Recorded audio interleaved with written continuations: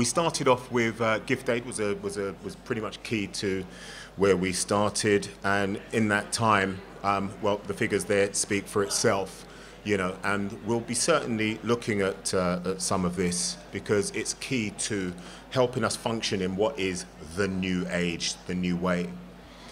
So when we look at a few things that we want to try and look at today, so we've got to understand why the hybrid church itself is extremely important.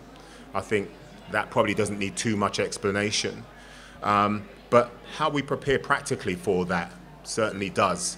One of the things that we certainly found around the beginning of the pandemic was that there were a lot of churches that were caught unawares.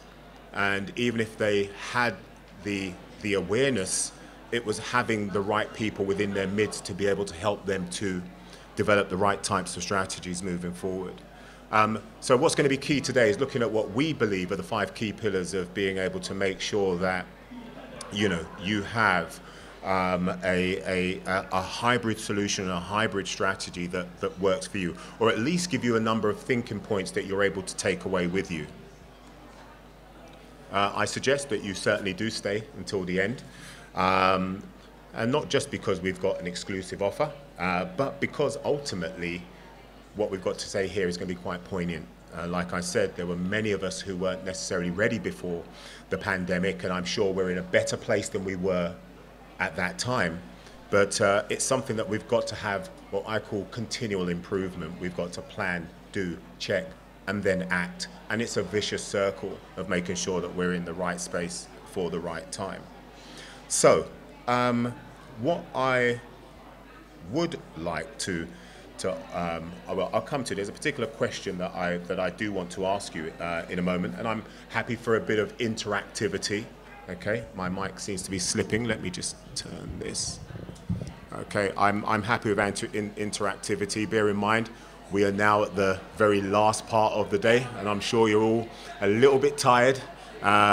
So yeah, feel free to have a conversation. If you've got questions, don't mind, interject. And if I think I'm going to come to an answer, I'll certainly tell you, and we'll move on.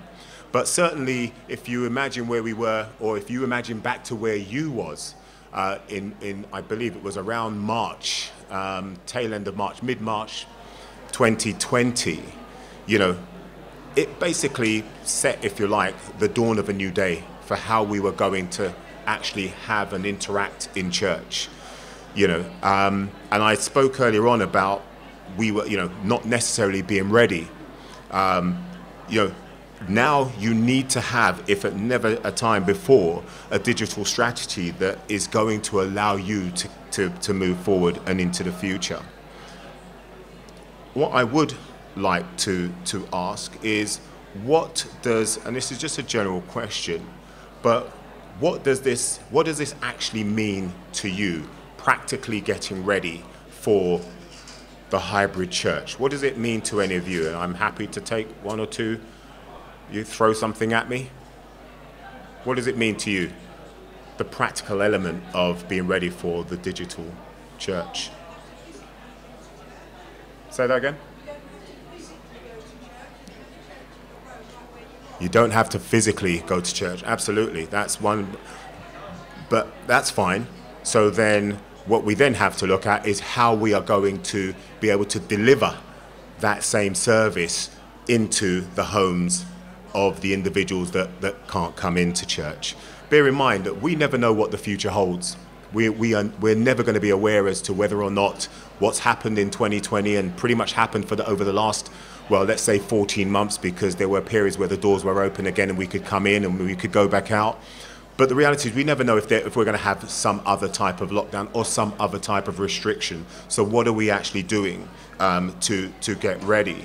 So again, another question, and I mean, you've asked one part of that question, but what does the hybrid church actually mean to you? What does it mean to us? And what elements do we need to have in place in order to make sure that we're ready? Okay, and I'm sure if I was to really wait for the answers to come in, again, like a young lady mentioned over there, sort of spoke about, well, delivery of service to the home. I feel like I was just about to get one more. Absolutely. that's the second part. It's one thing thinking about let's deliver it, but what infrastructure are we actually going to use? And that's also fine. Those are certainly practical elements, but there are other practical elements that we don't necessarily always think about to hand, just like that. And that's what part of the 5 key pillars that we want to talk about today. So when we talk about the infrastructure, we're certainly talking about technology, okay? But we have to also bear in mind, technology isn't necessarily open to everyone.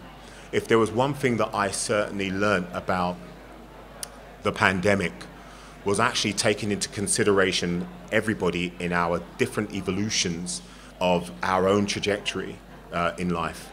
So for instance, you have what are sometimes called the forgotten generation, those who don't have access to technology or don't necessarily know how to utilize technology, you know, and that's something that we certainly need to be looking at. So there is certainly the technology element, but then what is going to underpin the technology is also us being able to maximize our income. Our income needs to be able to support that. Yeah? All of these things are going to go into, and we'll certainly make it clear as to how these things relate to building the overall strategy. Good governance, and we'll be talking about governance, and I'll try and get a feel from you. What do we mean by the word governance in respect of our hybrid technology setup? Something that we realized certainly over the pandemic was the fact that we weren't necessarily always shining a spotlight on the good work that we were doing. Okay, and this was even pre-pandemic. If you think about most churches, the spiritual side of what we do is pretty much on point, and that's the side we shout about a lot. But there is the other side, the community aspect side, the stuff which is real ground, grassroots stuff. You know, it's about shining a light on that stuff as well. We'll certainly be looking at that. And lastly is the support that is needed to underpin and provide help for this overall infrastructure. So, one of the things that, and you can see it there, where we're looking at the Church of England and the National Weekly Online Services. There was a sort of post or an article that written about that over a 6-month period between March and October in 2020, there was over, I think, 3 million worth of subscribers or viewers. It just goes to show that in this day and age, if you don't have a digital strategy, if you don't have some sort of online presence, if you don't have that, then you are certainly going to be missing out. So what are we looking at here when we talk about online? You know, it's not just enough to have one type of physical location. You know, you need to go to where the people are at. And there are all sorts of everyone, whether it be, and certainly you speak to younger people these days, and certainly anybody who's in technology, the web and your website, the various social media handles that you might be utilizing, whether that be, and we know the problems of Facebook and so on more recently, but even those types of handles, you've got to make sure that you are what we call omnipresent on the handles, so that there are a lot more people that can gain access to you. The more channels that you have clearly means the more people that you can reach. And one of the things that we realized with churches that actually adopted the technology early was that they actually grew their membership. I'm not sure if any of you had that sort of experience. Does that, yeah? And I say this for the simple fact that there are ministers who have lots of what we call transient members. So these are members who might come in from other parts of the world, visit with you in one moment, and then they visit with you for a few weeks, or they visit with you once or twice a year. The fact that you are now online meant that they could actually visit with you week in, week out, okay? And I think that's really, really important to make sure that that happens, because your membership then is growing. Now, I touched on earlier about the fact that Facebook and WhatsApp, and in fact, how many of you were put out by that whole outage the other day?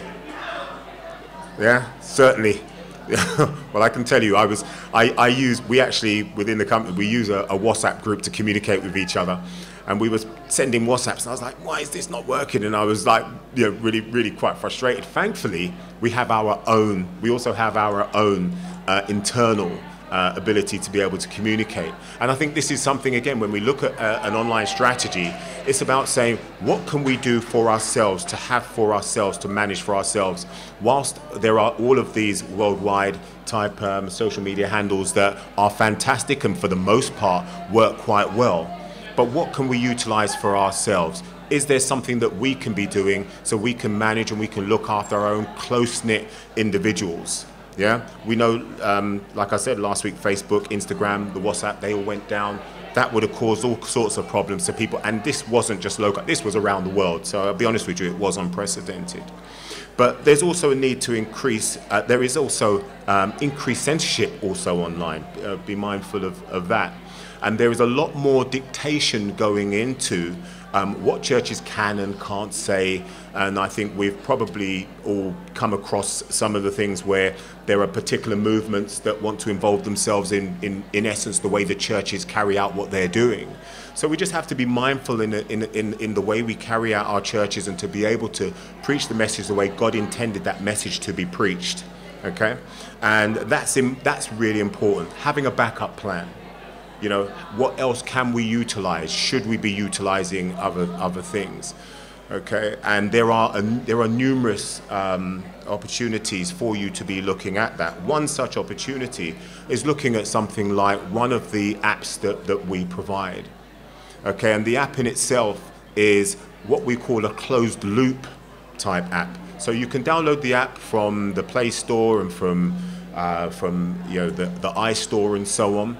And your members can attach themselves to your church as the leader of the church or the trustees of that church or whoever is administrating that. You can then invite those, you can then authenticate those individuals to say, yes, you are part and parcel of my closed loop, so that you don't have to have it. It's not something that is just out there that individuals can just download and start using.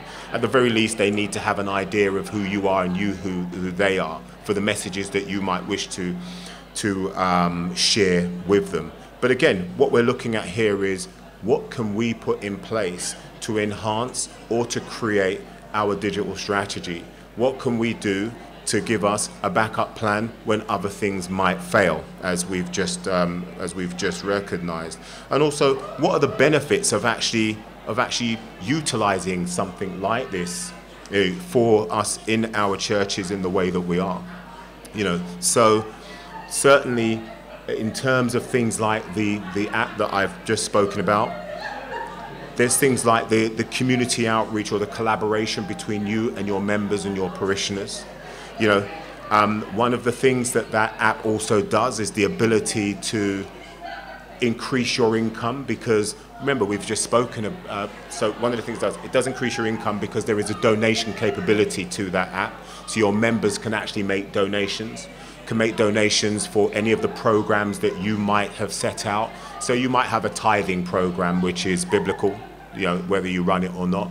But you might also have more community-based programs where you're maybe providing food or clothing, or you're doing young people activities. And individuals some of these are your local members who would come faithfully week in, week out. And some of them are going to be members who are more like the transient ones that I've spoken about moments ago, where you see them now and again, but they still want to be able to support and bless through their giving. And on top of that, you also have a team of experts at GoodtoGive that can help to manage if there is any issues that you feel you can't overcome yourself. So we've spoken. We've just, all we're doing is sort of laying the platform for what would help to make the hybrid church actually work in your separate places of abode. So we come on to the second pillar, and we've spoken about income, which, again, any strategy. In fact, it's funny, when I go around talking to churches, and one of the things I say, and I probably do this more as a provoking tool more than anything else, is I say to the minister, your church is a business. And the first thing he does is step back and he goes, it's not a business. This is God's work. All right. But I'll tell you now, even my home is a business for the simple fact that it has income which had better matched the outgoing that is going to be happening. And from that point of view, we need to be wise about the decisions we make. Okay, when we talk about the hybrid church and our digital strategy that must underpin that, financial elements are going to come into it, whether we like it or not. And whilst I appreciate, and I really do appreciate this, that God will provide. How many people believe in that? That God will provide. Yeah? And sometimes what people actually believe is that if I sit down and do nothing, God will provide. He's not providing under those set of circumstances because he has put professionals, he has put people of knowledge and wisdom and understanding. And remember, the Bible says we cannot lean on our own understanding. So there are people around us who come and actually help us to deliver the services that, you know, we really want to deliver. Remember, everything we're talking about here is wholly and solely about winning souls for the kingdom, but it can't be done without fundamental elements that need to be put in place. So when we talk about income, and we spoke about the digital app, which has a donation capability, we're talking about building a strategy for your parishioners and the hybrid church working well on into the future. And when we talk about hybrid, I'm sure you will understand what I mean. We're talking about those who are coming into the church. We're talking about those who can't come into the church. So we're providing a strategy for both, but it has to be underpinned by finance. And one of the areas which people neglect, most of our churches really neglect, is not the fact that they don't claim gift aid, it's the fact that they don't maximize on gift aid. And one of the things with the donation app is it has a management within it so that your parishioners automatically sign up for gift aid if they are gift aid, if they are capable of allowing you to do the tax relief or claim the tax back on the donations they make. Can I ask how many of you know about the Gift Aid Small Donation Scheme? Okay, 1, 2, 3, okay. All right, again, and do you know what the maximum you can claim on the Gift Aid Small Donation Scheme? Do you know the maximum you can claim? 8,000. Good. Well, I was going to ask you the question, but the answer just came, so I won't ask you the question, but you're right, it's up to £8,000 on £8,000 donations is what you can claim on it. So you can claim up to £8,000 worth of donation, which means actually £2,000 worth of actual money that you'll be able to get back. You'll be surprised how many churches aren't aware of that. Okay, and the beautiful thing about utilizing the service at GoodtoGive through the donation app or even through our traditional gift aid model is that the Gift Aid Small Donation Scheme is actually managed for you. So you don't actually have to know. You just have to put your information in and all the processing is done for you. Again, should you want any more information about any of the things that we're talking about, we are at stall U6. It is U6, isn't it, Kat? Yeah, it's at U6. Right. So we'd be happy to, got a whole team down there ready to take your calls and have the kind of conversations. Lastly, again, I don't want to lean on gift aid too much, but I do want to make sure that from a financial point of view, we are maximizing on what we are doing to, again, help us in terms of what we really want to achieve, which is going out there and meeting and winning souls and having the types of strategies in place that is going to underpin that.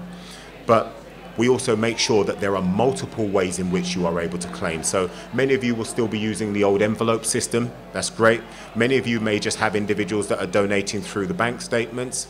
Fine, no problem. We could take all of that information as well, what comes through from a digital standpoint, for us to be able to claim on that.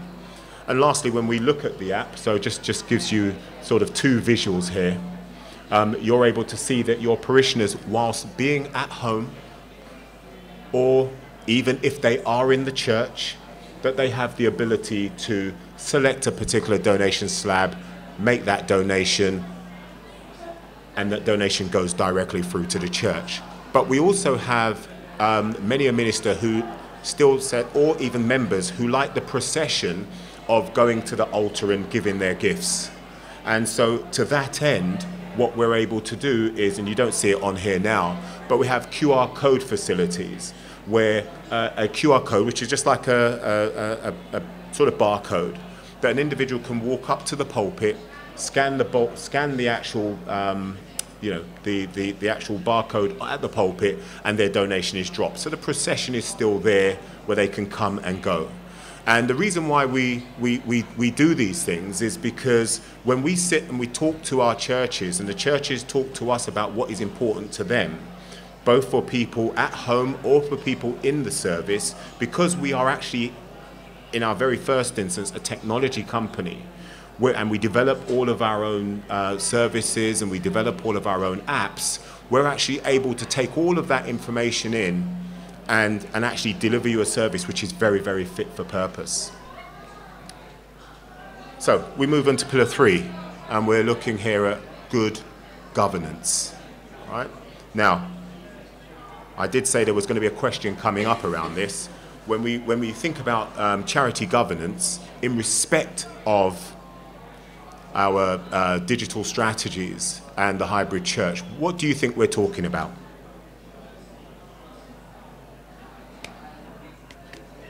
I know it sounds like a bit of a trick question here, but don't worry, I'm sure there are no wrong answers. What do you think we're talking about when we talk about governance? Like it on the button. Okay, who else? Anything else? Okay, GDPR was one of the things that they spoke about in terms of governance, so general data protection regulation. Okay. That's fine. Well, let me just say this. Governance is certainly a much wider process. It's a much wider conversation than just that. Most people, when you talk about governance, they're thinking, yeah, they certainly think GDPR, but they also think about accounting. They think about maybe governing documents and things like that. But the digital, looking at things digitally and looking at the governance around that, I think has sort of opened up the door to a much wider conversation. Yeah, we'll certainly take a look at that. Tell me, in terms of, I've probably asked this question in a number of ways, you know, so what do you think about your digital strategy? Does your church actually have a digital strategy? You don't know? Okay. Anybody else? Does your church have? I mean, certainly I would assume that from the minute we had the sort of lockdown and everybody started to rush towards the different tools that were out there, they sort of said, well, these are some tools that we can use. And they either came to you with what do you use? Facebook Live, Zoom? What kind of? You're right, you're using Zoom. You're using Zoom as well. Okay. So in essence, that then I guess just became the strategy. But what I want you to take back to your churches, certainly today and beyond, is what does that strategy actually look like? Okay, in terms of what actual tools and services are your churches actually using outside of the ones that you know about? Have they taken training into consideration and how people will utilize those tools? Fair enough, Zoom is quite straightforward and reasonably easy, but what have they thought about in terms of how, is your church using any online donation tools? No, none for you? Your church not using? Okay, is there a reason why you guys haven't gone down are you taking advantage of the fact that you've now gone back into the building so you're all together again? Yeah? You do have an online donation? You mean as in standing order or you do a standing order? So yeah. Okay, so a lot of people actually went that way actually, where it was like, and it was great because what it said was that at least from the hardcore parishioners, we're still good because the building still needed to be paid for. Believe it or not, even we had to go to our landlord and say, look, Mr. Landlord, you know, hey, we need to be mindful. And the landlord said, well, that's your business. I still want my rent. You know, so you know, but no. So hardcore parishioners who would still be making their donations was absolutely great. But what about those transient members who don't have access to banking? Those members who are with which I said a lot of churches still had growth in their church because those members, people were actually able to join you online. People who typically were never near to you, they were actually able to join you online. What happened to those people? So we have to certainly look at that, and we also have to look at how you are also updating the various channels that people are on. All right, because people want to join you from maybe other channels, other things. for instance, you would have to send out a Zoom link, right? How do you send that Zoom link out to new people? How do those people actually engage in your services? If they didn't necessarily, do you put that on your website? Is it available on your website for people to be able to join?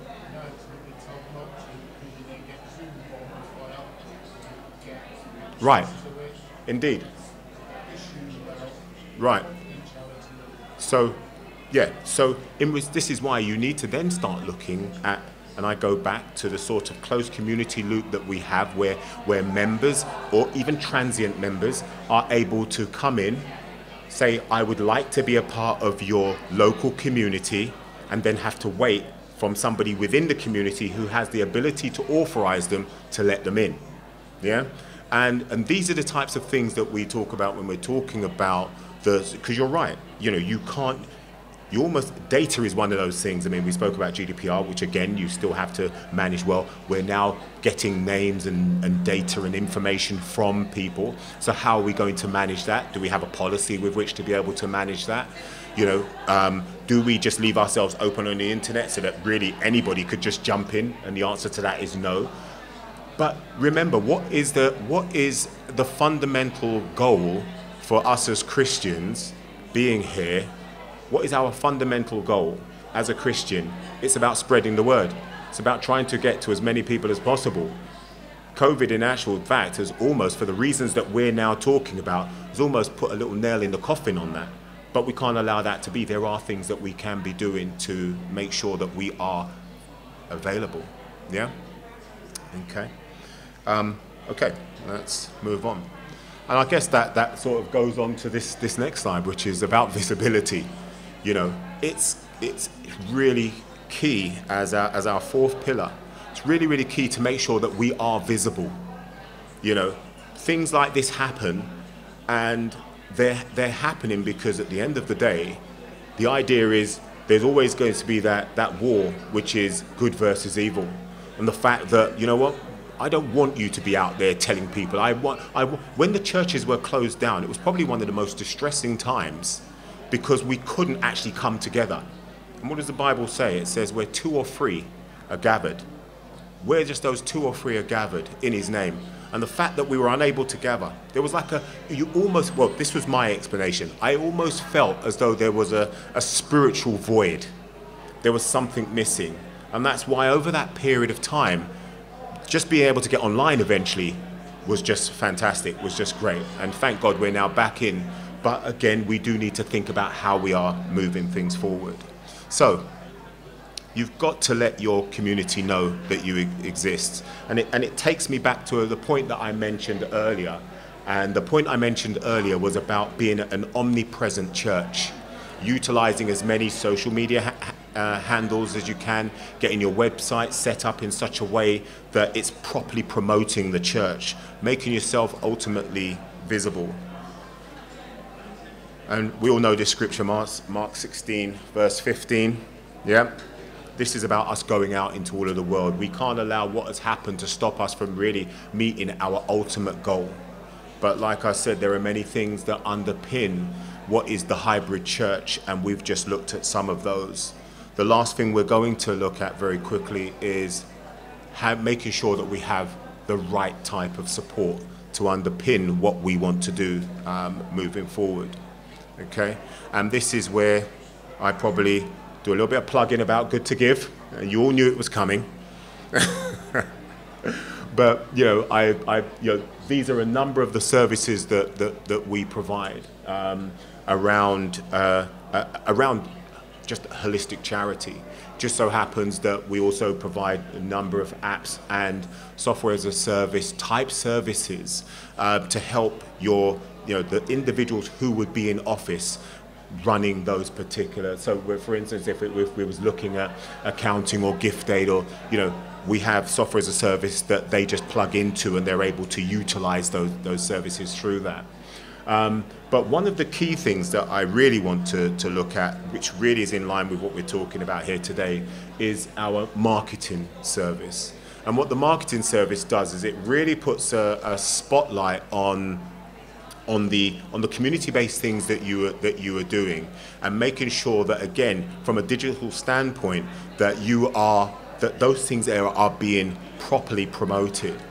Okay, and we have something which is called our strategic charity roadmap.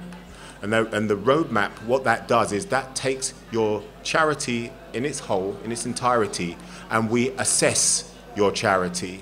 We assess your charity to see what your charity, where the holes are, where the challenges might be.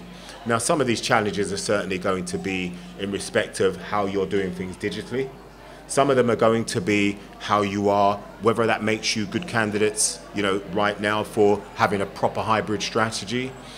So there are a number of things that we look at.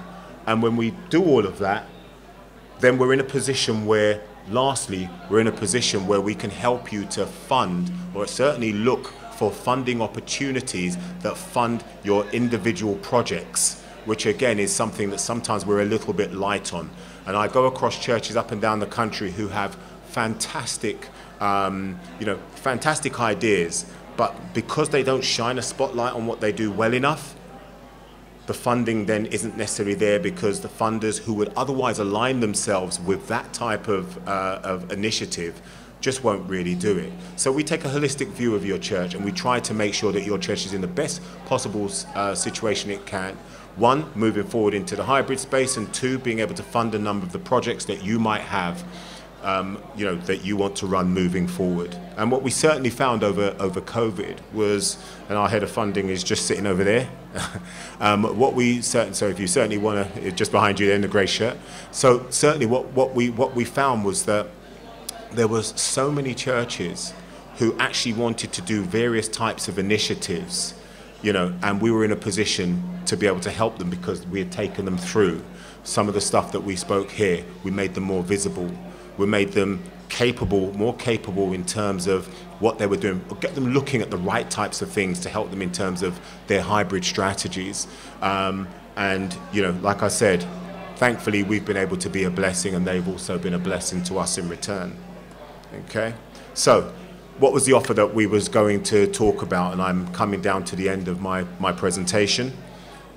I'm keen to be able to see you guys, talk to you guys about how we might be able to put your church or your charity through our roadmap free of charge, where we take a look at you and we're actually come back to you and say, hey, these are where we see where maybe some of your weaknesses are, or if you come out strong, then great, no problem.